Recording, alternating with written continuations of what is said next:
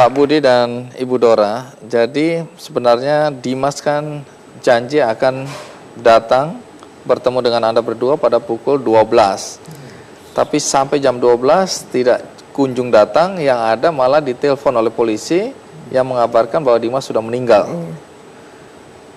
Sampai subuh Anda mencari tahu apakah benar-benar Dimas betul-betul meninggal ya. Pada saat Anda di Polsek di Jakarta Utara, itu situasinya seperti apa? Saya sempat melihat teman-teman Dimas yang dianiaya, yang menganiaya. Cuma saya nggak tahu yang mana-mana karena mereka masih dicampur, jadiin satu ruangan. Menurut polisi, apa persis yang terjadi pada Dimas? Menurut cerita Menurut cerita dipukul, dia jatuh kena dinding katanya, kepalanya. Pada saat itu kalau dari berita yang dibaca memang Dimas diundang untuk ke tempat kos ya. Iya. Kemudian bersama 6 rekan lainnya Temannya. itu dipukuli oleh senior-seniornya. Senior ya. Alasan pemukulan apa waktu itu? Katanya kurang respect sama senior. Hanya Dimas yang menjadi korban sampai meninggal ya. Enggak ada kawan yang meninggal Dimas. Katanya sebenarnya jauh sebelum itu, sebelum kejadian yang akhirnya menewaskan Dimas, beberapa kali ibu angkatnya di Jakarta melihat Dimas memar-memar ya. Iya. Dimas nggak pernah cerita. Dia sama ibu angkatnya di Jakarta juga bilang jangan bilang-bilang mami ya, kasihan mami. Dia cuma bilang pesannya gitu. Jadi memang nggak ada yang cerita sama saya. Kepada ibu angkatnya, Dimas cerita bahwa memar-memar itu akibat apa? Dipukul senior. Cuma Dimas nggak apa-apa ini Bu, udah biasa dia bilang.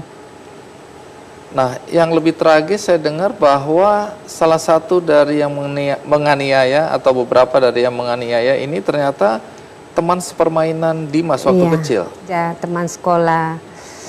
Satu olahraga basket. Bahkan saya dengar itu anak sahabat Anda ya, Anda berdua. Iya, ada hubungan famili juga jauh. Cuma anak-anak memang tidak tahu. Karena terakhir ini mungkin kawan Dimas yang itu orang tua cari informasi, jadi kami tahu bersaudara. Ya, tentu tidak mudah bagi Pak Budi dan Bu Dora ya kehilangan Dimas. Tapi bagaimana Ibu dan Bapak serta tentu saja adik-adiknya dan keluarga kemudian mampu mengatasi cobaan hidup seperti ini? Saya kan punya 2 anak lagi yang remaja juga SMA. Jadi saya harus memperhatikan mereka juga. Masih usia memang perlu harus diperhatikan. Yang satu, yang paling kecil masih 6 tahun anak saya. Jadi kalau saya terus larut, anak saya kan tidak ada yang memperhatikan. Berapa lama Bu Dora dan Pak Budi tenggelam dalam kesedihan akibat ditinggalkan Dimas? Ya sebenarnya sampai sekarang pun saya tidak bisa melupakan. Apalagi kalau saya lagi sendiri, udah selesai tugas-tugas mengurus anak, rumah, pasti saya ingat.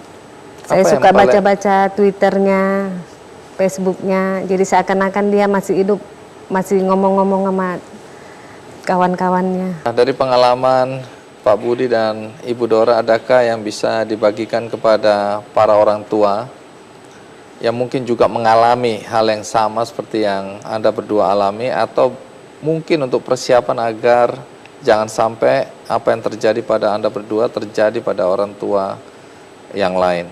Ada sesuatu yang mungkin bisa disampaikan? Kalau saya sih, kalau pesannya ya khususnya kalau yang anaknya masuk sekolah kedinasan, sering-sering diperhatikan, ditanya-tanya.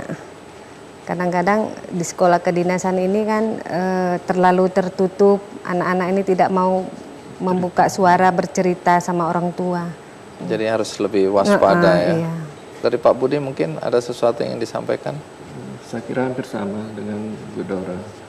Jadi kadang-kadang anak-anak ini nggak mau terbuka gitu sama orang tua untuk masalah yang dialami di tempat kuliahnya.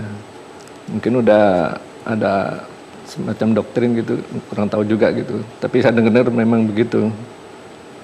Jadi biar nggak dibilang cengeng, anak mami. Gitu.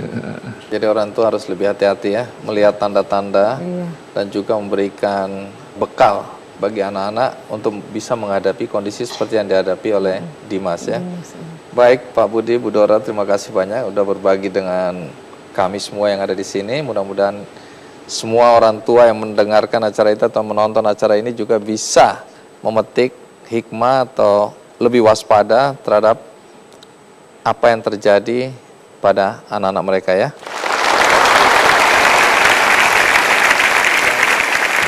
Karena saya penasaran, hanya untuk 200.000 seseorang begitu tega untuk mengambil nyawa seorang yang notabene sudah 68 tahun gitu.